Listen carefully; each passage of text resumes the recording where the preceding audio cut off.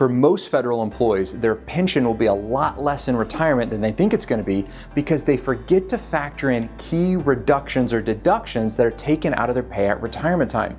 Stick with me and you're going to learn about these deductions so you don't miss them in your retirement.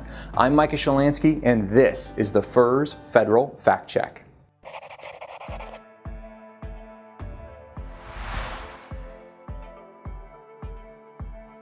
Today we got a question from Paul, and he has a wonderful question talking about the difference in gross and net in retirement. And Paul asks, can I be on the safe side to estimate my retirement deductions for FEHB and life insurance by using the amount that is being calculated and deducted now?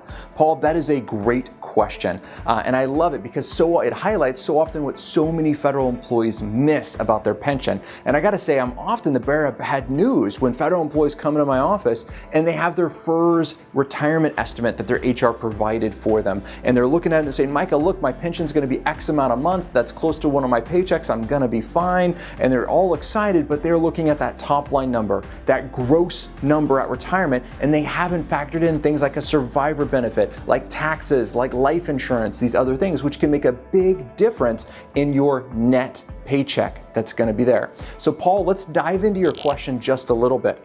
When we're looking at it, let's just assume you go to retire and for easy math, your pension is $2,000 a month is your gross pension that's going to be there.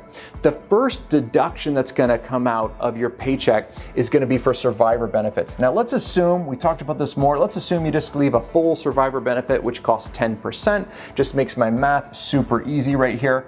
The next deduction that's going to come out is your best benefit that you have, which is your FEHB, your federal employee health benefits that you have. And yes, what I do in order to calculate this is I get the LES and I look at the LES and I use that figure in calculating the reduction. But it's really important to keep in mind, you are paid every 2 weeks as a federal employee. You're paid once a month in retirement. So you got to do a little bit more than double of that, bi-monthly premium that you pay.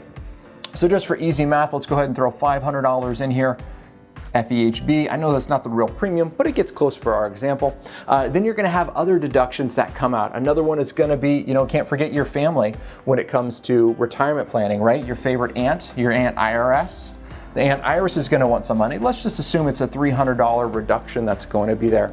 Well, now you can start to see all of these deductions from your pay that come out really reduce your net pension that you're going to get in retirement. This is really important that you understand this.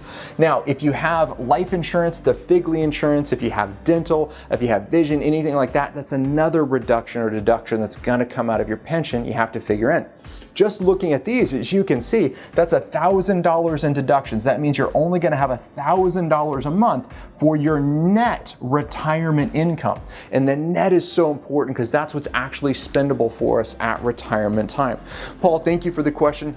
Yes, I would look at that LES, make sure you're factoring in all of the deductions that'll happen at retirement time. And if you have a question about your federal benefits, just scroll down and leave it in the comment section for us. Submit it to us so we can get it, and maybe your question will be featured here on the FERS Federal Fact Check.